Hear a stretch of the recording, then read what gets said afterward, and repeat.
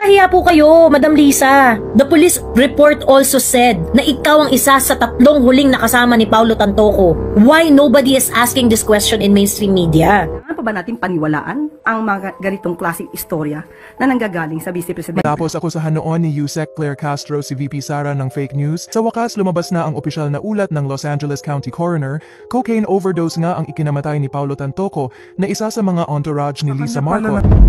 Ito ang Istorya Pinas. Nanggaling ang fake news. Siya pala ang source ng fake news na ito na pinapakalat laban sa unang ginang kay First Lady.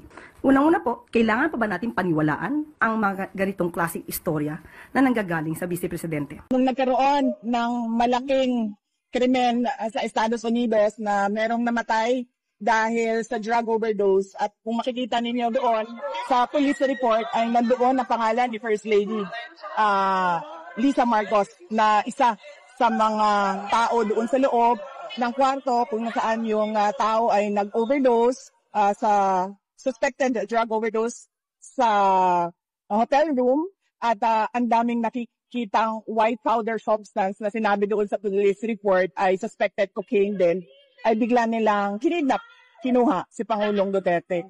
Kahiya po kayo, Madam Lisa. The police report also said na ikaw ang isa sa 3 huling nakasama ni Paulo Tantoco. Why nobody is asking this question in mainstream media? Ang nakakatakot kasi dito is that, paano kung gawing leverage ng Amerika sa Pilipinas? Sige, hindi namin iimbestigahan ang asawa mo, Bongbong Marcos. Sige, ganito. Sige, we can forgo this process, to keep the First Lady from embarrassment, ganyan. Kasi dininay nila ng dininay eh. So ngayon, si Lisa Marcos, bakit she's free to go around? Bakit parang hindi man lang siya tinatanong? Ano ba ang proseso sa Amerika? Bakit parang hindi siya nag-undergo ng mga normal processes sa Amerika? Biruin mo sa police report, isa siya sa mga huling tao na kasama nung namatay. Why does it look like na parang hindi man lang siya pinressure ng mga kapulisan sa Amerika? What happened? It is already publicly announced that the cause of death of Paulo Tantoco, di ba, binasa ko naman na sa inyo before yung purported police report. Merong article na from Hollywood LA News. So, yung accident plus cocaine effects in layman's, as reported by Hollywood LA News, it is drug overdose. Unintentional drug overdose. The decedent was a Filipino business executive who was a part of family known for owning the Restaurant's retail chain in their home country. He was in the United States apparently as part of the entourage of Lisa Araneta Marcos, the First Lady of the Philippines, who was promoting the Manila International Film Festival in Hollywood from March 4 to 7. Nung nagsisimula pa lang yung issue, whether totoo o hindi, dapat nagsalita siya dito. Now that it is confirmed that Paulo Tantoco, kasi si Paulo Tantoco hindi naman to public official hindi naman to public official, kawawa rin kung mapapagpiestahan yung buhay niya and whatsoever din ganyan. Kaya lang naman ito naging sobrang controversial is because of the fact that she is part of the entourage of Lisa Araneta Marcos. So ngayon, dahil part si Paulo Tantoco ng entourage, bakit may kalakip na drug overdose ang kanyang pagkamatay, madam? Si Paulo Tantoco ay part ng entourage mo and she died of drug overdose. You have to explain, madam. You have to face the people asking questions. So ano yung mga pambababoy ninyo sa mga Pilipino nung hindi yan totoo, hindi yan ganyan. Now your back is on the wall. Nakakahiya po kayo, Madam Lisa. Paulit-ulit sinasabi ng mga tao na kayo ay pamilya ng mga bangag, kayo ay mga adik. Ayaw niyong humarap sa drug follicle test. Diba? Paulit-ulit ito sinasabi ng mga, and all you can offer from us is, hindi, wala kayong karapatang magtanong, meron po kaming karapatan, ayan part na ng entourage mo namamatay dahil sa cocaine effects, tapos ayaw nyo pa rin kaming magtanong. Tapos ang ginagawa ninyo, yung mga taong nag-uusisa sa inyo, iniipit nyo. Pagtatawagin nyo na naman kami sa TRICOM na gawa-gawa ninyo, papahiyain nyo na naman kami, bababuyin nyo na naman kami. Pagkatapos kayo, hindi nyo maipaliwanag bakit meron kang part sa entourage na namatay sa drug overdose. The police report also said na ikaw ang isa sa 3 huling nakasama ni Paulo Tantoco. Why nobody is asking this question in mainstream media? Diyos ko, gagawa na naman ng ingay and issue tong admin na to distract us, lalo na lumabas na yung news about kay Tantoco. Oh, siguro gagawa na naman sila ng ano. Meron namang magbe-break ng mga artista, ganyan. Meron namang lalabas na whistleblower. May kikidnapin na naman sila. Sabi ni Dutertis, Joey, paano yan? Tama naman si Marlica namatay sa overdose si Paulo. Bakit ikaw hindi binanggit pero si Maharlika binanggit? Anong binanggit? Binanggit saan? Ito yung dangers ni Maharlika. Kasi for example yan, nag-offer ba si Maharlika ng proof doon? Hindi. Si Dean Chase yung nagtrabaho doon. Pati nga yung mga updates ni Maharlika dyan, galing naman kay Dean Chase, hindi naman sa kanya. Pati yung police report. Kung chinismis nila yung storya na yon and it happens, they good. Kasi parang ang nangyayari dito sa mga kagaya ni Dutertis, instead, tumama kami, ganyan-ganyan. Instead of, siguro dahil sa dopamine yan kasi nag-ano ka, yung nagsusugal ka, tama kaya ang sinabi ni Maharlika o hindi, ganyan-ganyan. So maghihintay kayo ng ebidensya. So pagka merong ebidensya lumabas, yes, my bet is right. Ano yan yung sugarol mindset. Instead of paying attention and waiting for the evidence to come out, they would have a celebration kapag nanalo sila dun sa sugal. Nakita nyo? Ganyan yung mga behavior niya nila Dutertis Mas sineselebrate nila yung pagkapanalo nila dun sa chances na tama si Maharlika rather than focusing their attention on the evidence at hand.